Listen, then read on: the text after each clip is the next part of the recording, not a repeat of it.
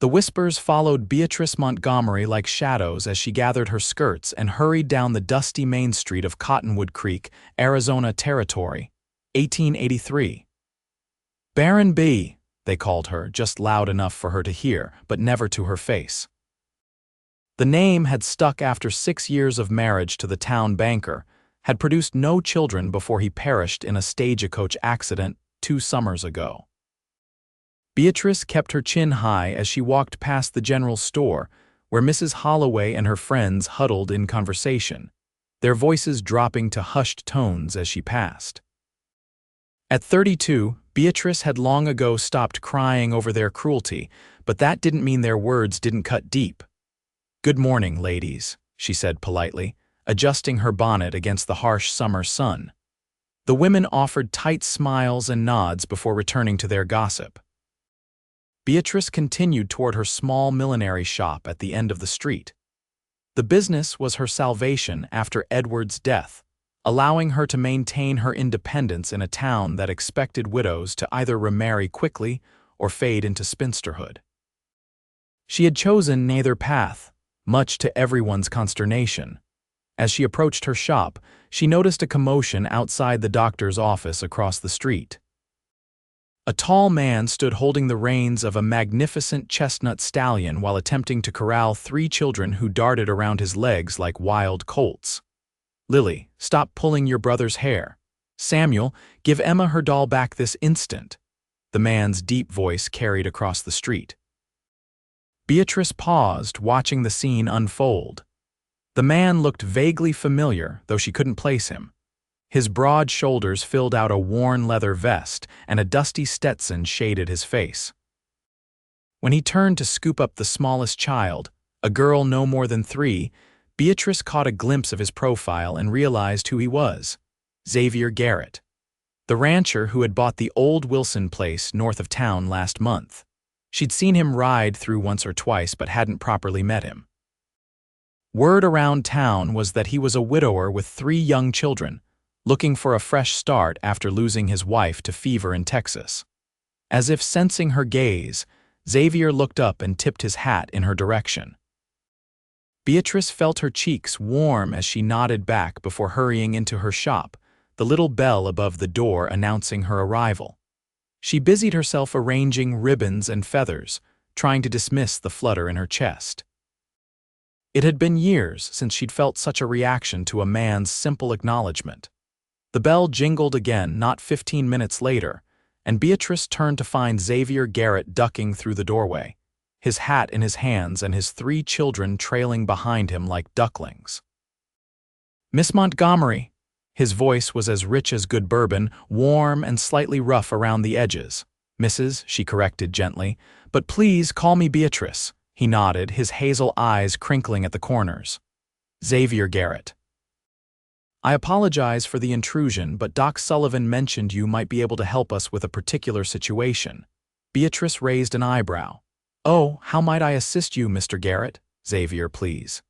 He ran a hand through his sandy hair, looking somewhat embarrassed. "It seems my daughter Lily here has a social engagement that requires a lady's touch." He gestured to the oldest child, a girl of about 7 with copper braids and a smattering of freckles across her nose. "There's to be a birthday celebration for the mayor's daughter tomorrow, and Lily's been invited." "I see." Beatrice smiled at the little girl who was eyeing the colorful hats with undisguised wonder. "Problem is," Xavier continued, "I know horses and cattle, but I'm at a loss when it comes to proper young ladies' attire. We arrived with little more than what we could pack in our wagon, and say no more," Beatrice interrupted, coming around the counter. "I'd be delighted to help. While I specialize in millinery, I'm quite handy with a needle and thread for other garments as well." Relief washed over Xavier's face. "That's mighty kind of you, Mrs. Montgomery." "Beatrice," she reminded him, then knelt to Lily's height. "Well now, young lady, shall we find something suitable for a party?" The girl nodded shyly, and Beatrice felt a pang in her heart. How many times had she imagined this very scene helping a daughter of her own prepare for a special occasion? The familiar ache of emptiness threatened to surface, but she pushed it aside. "And who might these other young ones be?" she asked, looking at the two smaller children who were standing uncharacteristically still behind their father's legs. "This here is Samuel, he's 5, Xavier said, placing a hand on the boy's shoulder. "And this little whirlwind is Emma, who just turned 3 last month." Emma peeked around her father's leg, thumb firmly planted in her mouth, golden curls framing a cherubic face that reminded Beatrice painfully of porcelain dolls she once collected in anticipation of a child who never came. "It's a pleasure to meet all of you," Beatrice said, her voice warm despite the tightness in her throat. "Now, let's see what we can do about a dress for Miss Lily's party." For the next hour, Beatrice took measurements, showed fabric samples, and sketched a simple but elegant design that had Lily bouncing with excitement. Xavier watched from a chair near the window, keeping Samuel and Emma entertained with stories about the horses on their ranch. "I can have this ready by tomorrow morning," Beatrice promised as she jotted down the final details. "I don't know how to thank you," Xavier said, standing as she wrapped up her notes. "We've been struggling to find our footing since Caroline passed last year." The mention of his late wife sent a ripple of sympathy through Beatrice. "It must be difficult, raising 3 children on your own." "Every day brings new challenges," he admitted, his gaze drifting to where his children were now examining a display of ribbons with careful fingers. "But they're worth every one," Beatrice nodded, unable to trust her voice for a moment. "They're beautiful children." "They take after their mother in that regard," Xavier said softly, then seemed to catch himself. "Well, we've taken enough of your time. What do I owe you for the dress?" They settled on a fair price, and as Xavier ushered his brood toward the door, little Emma broke away and ran back to Beatrice, wrapping her tiny arms around Beatrice's skirts. "Thank you, lady," she said in a sweet, high voice. Beatrice froze, then slowly placed a hand on the child's soft curls. "You're very welcome, Emma." Xavier gently extracted his daughter. "Manners, Emma. Mrs. Montgomery is a lady who deserves proper respect." "It's quite all right," Beatrice said quickly, fighting the emotion rising in her chest. As they left, the shop felt suddenly too quiet, too empty. Beatrice sank onto her stool and allowed herself a moment of weakness, a single tear tracing down her cheek before she squared her shoulders and reached for her sewing supplies. She had work to do. The next morning, Beatrice was putting the finishing touches on Lily's dress when the bell above the door rang. She looked up, expecting Xavier and his children, but instead found Agatha Holloway and Meredith Whittaker, 2 of the town's most notorious gossips. "Good morning, ladies," Beatrice said, carefully setting aside her needle. "How may I help you today?" "Just browsing," Agatha said, her eyes scanning the shop. "We heard you had a rather interesting visitor yesterday." Beatrice kept her expression neutral. "I have many visitors." "This is a place of business, after all." "Xavier Garrett and his brood," Meredith clarified, fingering a blue satin ribbon. "Quite the handsome widower, isn't he?" "I wouldn't know," Beatrice replied evenly. "I was merely assisting his daughter with a dress for the mayor's party." Agatha's laugh was sharp and knowing. "Of course you were, dear, though it does seem a waste of your talents, doesn't it? Making children's clothes when you've no experience in the matter." The barb found its mark, but years of practice kept Beatrice's face composed. "I find that one needn't birth a child to know how to clothe one, Mrs. Holloway. Just as one needn't be kind to recognize cruelty." The older woman's face tightened, but before she could respond, the bell jingled again as Xavier entered, this time alone. "Mrs. Montgomery," he greeted, then nodded to the other women. "Ladies." An awkward silence fell as Agatha and Meredith exchanged meaningful glances. "We were just leaving," Agatha announced, tugging at her friend's arm. "Do stop by for tea sometime, Beatrice. We have so much to catch up on." When they'd gone, Xavier shook his head. "I get the feeling I interrupted something." "Nothing of consequence," Beatrice assured him, retrieving Lily's completed dress from her workbench. "Here it is, finished as promised." Xavier took the garment, a simple but pretty blue cotton dress with white lace trim and matching ribbons. "This is beautiful work. Lily will be over the moon." "I hope she enjoys the party," Beatrice said, accepting his payment. "The children aren't with you today." "Left them with Mrs. Chen from the laundry. Thought it best to spare your shop another whirlwind visit." He smiled, creating creases around his eyes that Beatrice found unexpectedly charming. "But they've been asking about you, especially Emma. Seems she's taken a shine to you." Beatrice didn't know how to respond to that, so she simply smiled and wrapped the dress in brown paper. "Actually," Xavier continued, shifting his weight slightly, "I was wondering if you might consider another commission. The children need proper Sunday clothes, and I'm afraid my skills with needle and thread are limited to mending tears in fence lines." "I'd be happy to help," Beatrice replied, perhaps too quickly. "When would you like to bring them in for measurements? How about supper first?" The words seemed to surprise Xavier as much as they did Beatrice. He cleared his throat. "What I mean is, perhaps you could join us for a meal at our ranch this Sunday after church. You could take their measurements then, and they'd be mighty pleased to show you the place." Beatrice hesitated. Accepting such an invitation would set tongues wagging even more than they already were, but something in Xavier's honest gaze made her push aside her concerns. "That would be lovely," she heard herself say. "Thank you." His smile was warm enough to chase away the chill of 1,000 cruel whispers. "I'll send the wagon for you after services, then." After he left, Beatrice stood motionless in the center of her shop, her heart beating a rapid tattoo against her ribs.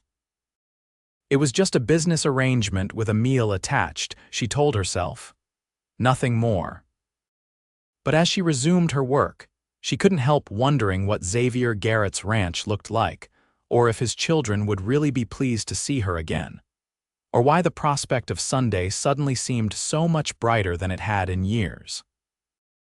Sunday arrived with clear skies and a gentle breeze that carried the scent of wildflowers across the rolling hills surrounding Cottonwood Creek. Beatrice sat in her usual pew at the small white church, acutely aware of the Garrett family seated 3 rows ahead. Throughout the service, little Emma kept turning around to wave at her, earning a gentle but firm correction from Xavier each time. As promised, Xavier's wagon waited outside after the service concluded. Beatrice ignored the speculative glances from the congregation as Xavier helped her up onto the bench seat. "Ready for an adventure, Mrs. Montgomery?" he asked with a grin that made him look younger than his estimated 35 years. "I believe I am," she replied, settling her skirts around her.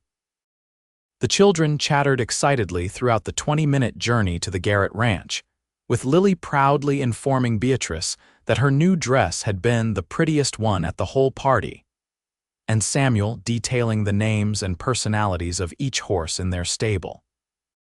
The ranch itself was modest but well kept, with a 2-story farmhouse painted white with green shutters, a large barn, and several corrals where horses grazed contentedly. In the distance, cattle dotted the landscape like mobile brown clouds against the green grass. "It's not much yet," Xavier said as he helped Beatrice down from the wagon, "but we're making progress. The previous owner let things go a bit." "I think it's wonderful," Beatrice said sincerely. "You've accomplished a great deal in a short time. Pa works real hard," Lily informed her solemnly. "Sometimes he falls asleep at the supper table," Xavier chuckled, running a hand through his daughter's copper hair. "Thank you for that insight, Lily." "Can I show Mrs. Montgomery my chickens?" Samuel asked, bouncing on his toes. "After we eat," Xavier promised. "Mrs. Chen helped us prepare a proper Sunday dinner before she left, and I wouldn't want it to get cold." The meal was simple but delicious roast chicken, potatoes, and fresh bread with preserves. Beatrice couldn't remember the last time she'd eaten at a table filled with such lively conversation and genuine laughter. The children, while occasionally rambunctious, showed surprising manners, and Xavier's patient guidance with them revealed a man of character and kindness. After dinner, true to his word, Xavier allowed Samuel to show Beatrice his prized chickens, while Lily proudly displayed her collection of pretty stones and feathers. Emma simply followed Beatrice everywhere, occasionally slipping her small hand into Beatrice's, as if it were the most natural thing in the world. When the time came to take measurements for their Sunday clothes, Beatrice found herself lingering over each child, memorizing not just their dimensions but the feel of their warm little bodies standing still under her measuring tape, the unique sense of their hair, the sound of their breathing. "You're very good with them," Xavier observed as she finished with Emma, who had been the most challenging to keep still. "They make it easy," Beatrice replied, carefully noting the last measurement in her small book. "They're wonderful children." "They've been through a lot," Xavier said quietly. "Caroline was sick for nearly a year before she passed. Some days I worry they don't remember what it's like to have a mother's touch." The words hung in the air between them, heavy with meaning that neither was ready to acknowledge. "I should be getting back to town," Beatrice said, gathering her things. "I'll have these clothes ready within the week." Xavier nodded, calling for the children to say their goodbyes. Each one hugged her Samuel quickly, Lily with careful dignity, and Emma with fierce attachment that required gentle prying from her father. As Xavier helped Beatrice into the wagon for the return journey, their hands touched briefly, sending an unexpected current through her veins. She met his eyes and saw something there that mirrored her own confusion and hope. "Thank you for today," she said softly. "Thank you for coming," he replied. "It's been a while since the house felt so complete." The ride back to town was quieter, filled with comfortable silence and the occasional observation about the landscape or a passing rider. When they reached her small house behind the millinery shop, Xavier insisted on seeing her to the door. "I hope you'll consider visiting again," he said as they stood on her porch. "Perhaps next Sunday," Beatrice hesitated, then nodded. "I'd like that very much." His smile was worth 1,000 cruel whispers. Over the following weeks, Sunday visits to the Garrett ranch became a regular occurrence. Beatrice delivered the promised church clothes, then found herself accepting commissions for everyday garments, curtains for the parlor, and eventually, riding lessons from Xavier himself. "You can't possibly continue coming out here by wagon each week," he insisted after her third visit. "A woman should know how to ride, especially in these parts." Beatrice protested that she was too old to learn, but Xavier was adamant. "Nonsense. Gentle old Daisy here taught all 3 of my children. She'll take good care of you." And so Beatrice found herself astride a placid mare, Xavier's hand steady on her back as she learned to balance and guide the horse around the corral. The children cheered from the fence, Emma's voice the loudest despite being the smallest. "Look at BB ride," she shouted, using the nickname she'd given Beatrice early on. "That's Mrs. Montgomery to you, young lady," Xavier corrected, though his eyes held amusement. "It's all right," Beatrice assured him, surprised to find she meant it. "I rather like BB." By July, Beatrice was riding out to the ranch on her own aboard Daisy, whom Xavier had insisted she borrow indefinitely. The freedom of traversing the open country without depending on others was exhilarating, and she often arrived at the ranch with flushed cheeks and wind-blown hair, looking more carefree than she had in years. The town, of course, noticed these changes. The whispers continued, but their nature shifted from mockery to speculation. Trying to replace poor Caroline, some said, playing mother when she couldn't have children of her own, others sniffed. Desperate to catch herself a husband before she's completely past her prime, was Agatha Holloway's favorite theory. Beatrice heard these comments, of course. In a town the size of Cottonwood Creek, little remained private for long. But for the first time in her life, the whispers seemed to bounce off her like raindrops off oiled canvas. The joy she found at the Garrett ranch, the children's eager greetings, Xavier's warm smile, the sense of belonging formed a shield around her heart that petty gossip couldn't penetrate. Until the first Saturday in August, when Meredith Whittaker entered Beatrice's shop with false sympathy dripping from her voice. "Oh, Beatrice, I've just heard the most disturbing news. I felt I simply must tell you before someone less tactful did." Beatrice looked up from the hat she was trimming, instantly wary. What news would that be, Meredith? The woman leaned across the counter, her voice dropping to a stage whisper. Xavier Garrett has been calling on Alina Jenkins from over in Silver Springs, twice now in the past week. Her father owns half the mining rights in the territory. She paused for effect, and she's only 24, with childbearing years ahead of her. Beatrice's hands stilled on the hat. Alina Jenkins was indeed young and beautiful, from a wealthy family, and most importantly had no history of barrenness. She would make a sensible match for a widower with 3 children needing a mother. Mr. Garrett's personal affairs are none of my concern, Beatrice managed to say, her voice impressively steady. We have a business arrangement, nothing more. Meredith's skeptical expression said everything her words didn't. Of course, dear, I just thought you should know before you invested too much emotion in the situation. Men like Xavier Garrett need proper wives, not just friends.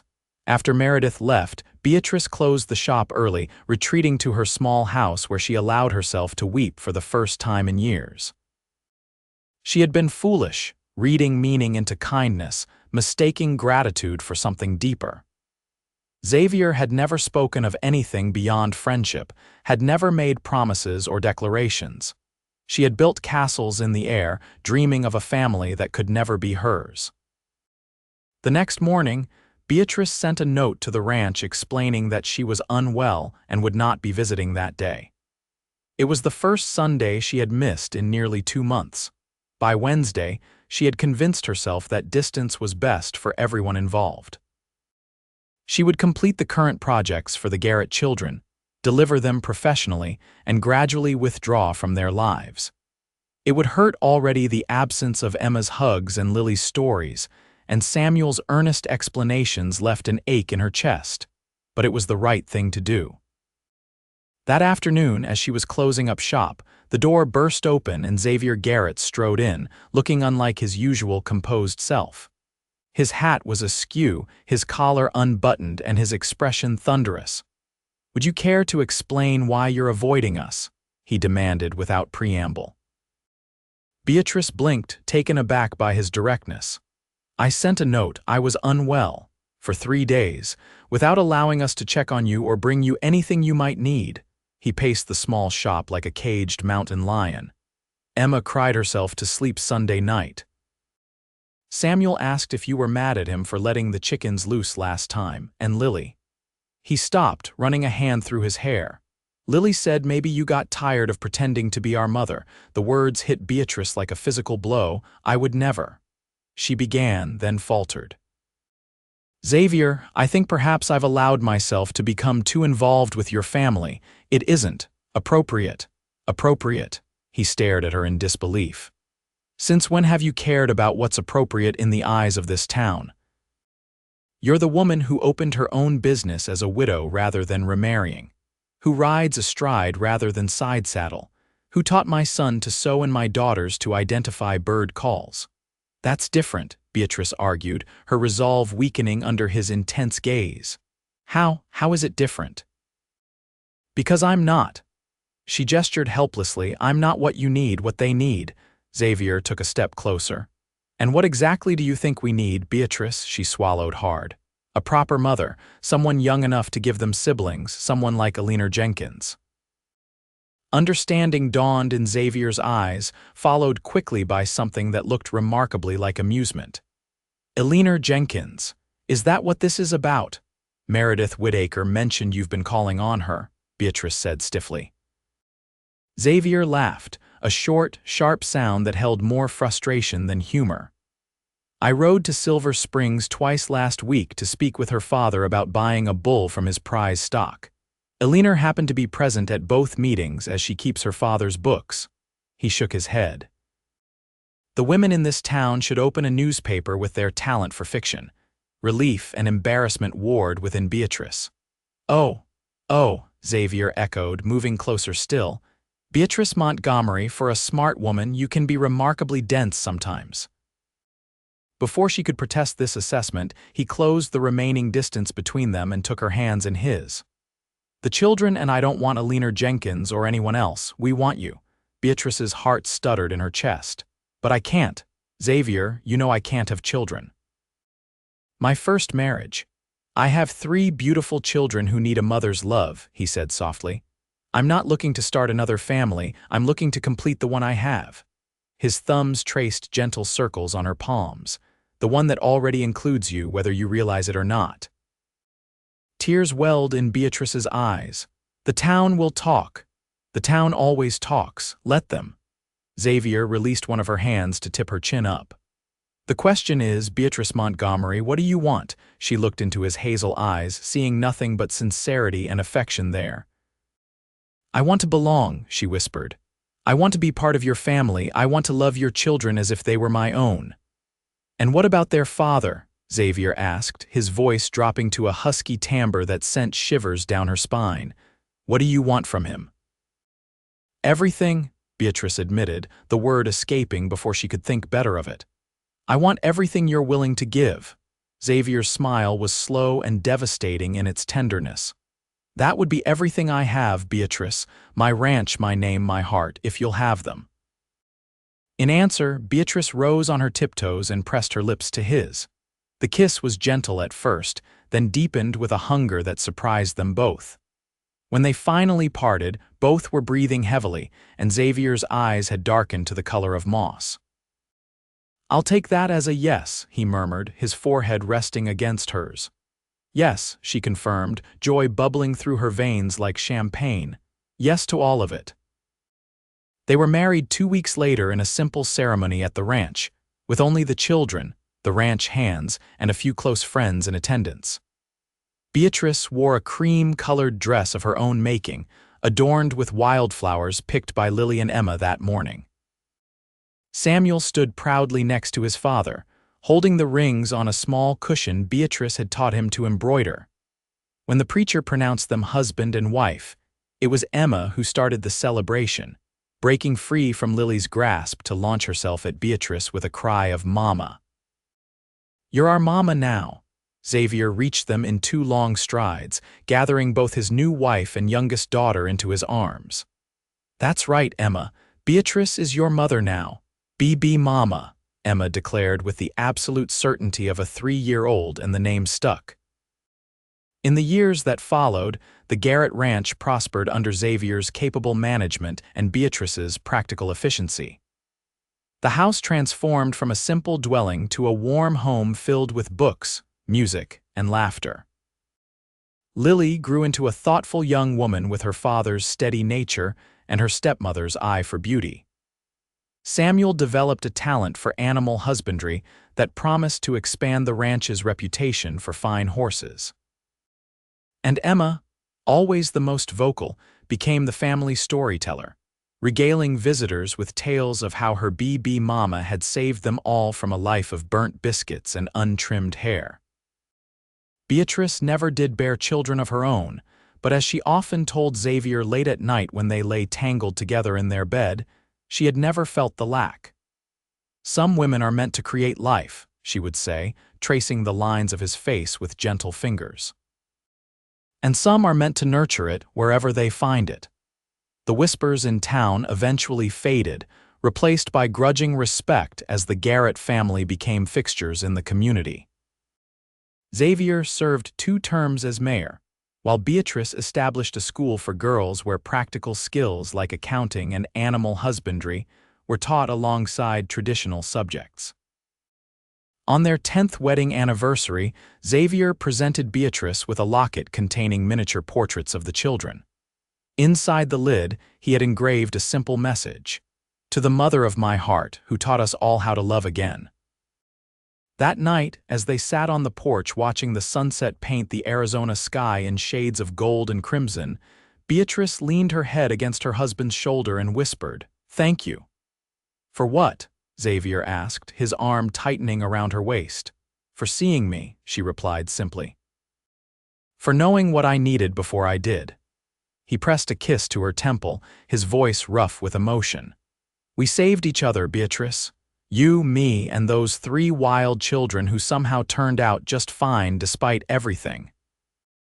As if summoned by his words, The sound of laughter drifted from the barn where Lily, now 17, was teaching 14-year-old Samuel to dance for the upcoming harvest festival. While Emma, 10 going on 30, offered loud and largely ignored advice from her perch on a hay bale. "More than fine," Beatrice corrected, her heart full to bursting. "They turned out perfect." And in that moment, surrounded by the family she had never expected to have, Beatrice Montgomery Garrett knew that some wounds were meant to heal, some whispers were meant to fade, and some love stories were meant to be written not in the blood of birth, but in the choice to remain, to nurture, and to cherish what life unexpectedly provides.